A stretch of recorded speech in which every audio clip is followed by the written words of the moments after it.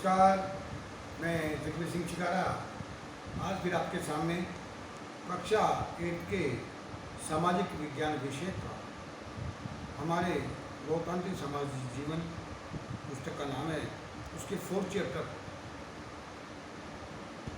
के कुछ क्वेश्चन लेकर हाजिर हुआ हूँ। हिंदू उत्तराधिकार संबंधी संशोधन कानून क्या है और यह कब पारित किया गया, कब पास किया गया। इस नए कानून के अनुसार बेटे, बेटियों और उनकी माँ तीनों को परिवार की संपत्ति में बराबर का हिस्सा मिल सकता है। हिंदू उत्तराधिकार का मतलब हिंदू धर्म के अंदर बेटों को हिस्सा था, लेकिन अब सरकार ने 2005 में ये कानून पारित किया तो उसमें दिया गया कि पिता की मृत्यु के पश्चात उसके जितना अधिकार बेटों को है उतना ही बेटियों को है, तथा उतना ही अधिकार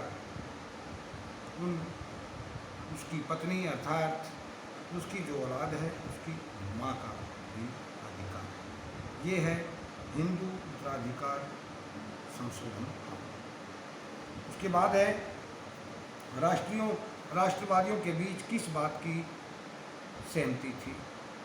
राष्ट्रवादियों के बीच इस बात पर पूरी सहमति थी कि स्वतंत्र भारत में सत्ता के मनमाने इस्तेमाल की कोई संभावनाएं नहीं होनी चाहिए।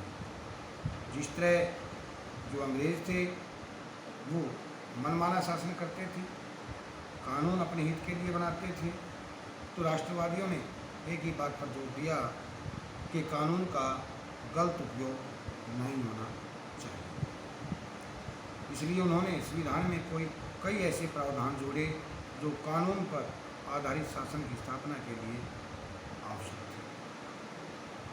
ऐसा ही प्रश्न है, रोलेट एक्ट क्या था।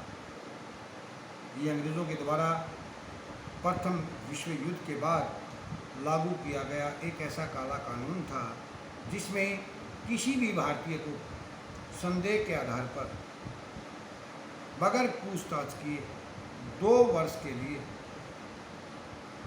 कैद में बगैर पूछे कोई शक के आधार पर कैद में डाल दिया जाता था और 2 साल तक कहीं भी कोई सुनवाई नहीं होती थी। इस कानून को काला कानून या रोलेट एक्ट कहते थे। रोलेट नाम क्यों पड़ा?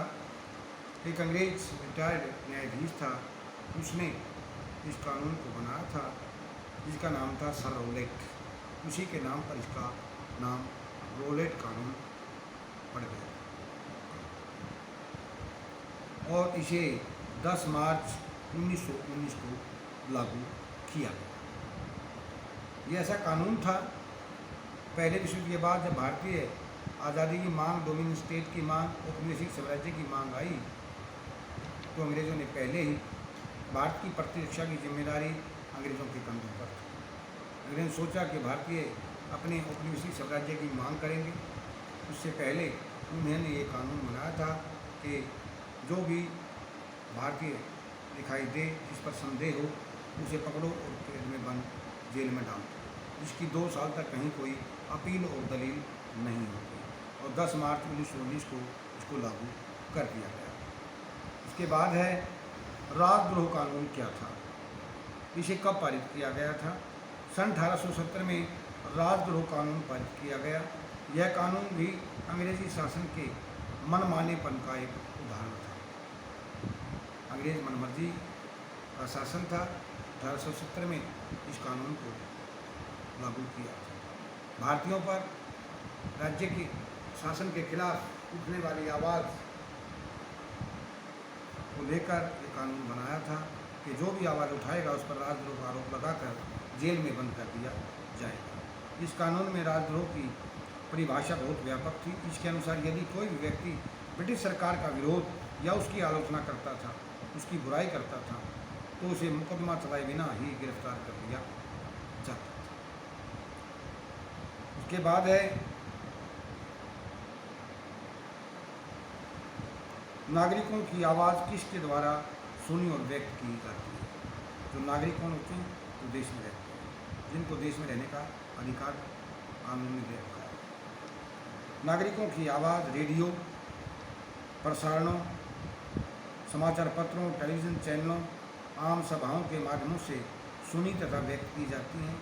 इन सारे संचार के साधनों के द्वारा संसद का काम ठोस और पारदर्शी तरीके से जनता के सामने आता है। ये जनता की आवाज़ होती है, वो रेडियो के माध्यम से, मीडिया के माध्यम से, समाचार पत्र पत्रिकाओं के माध्यम से, सिनेमा के माध्यम से या अन्य माध्यमों से, आम जनसभाओं के माध्यम से ये बात व्यक्त की जा सकती है।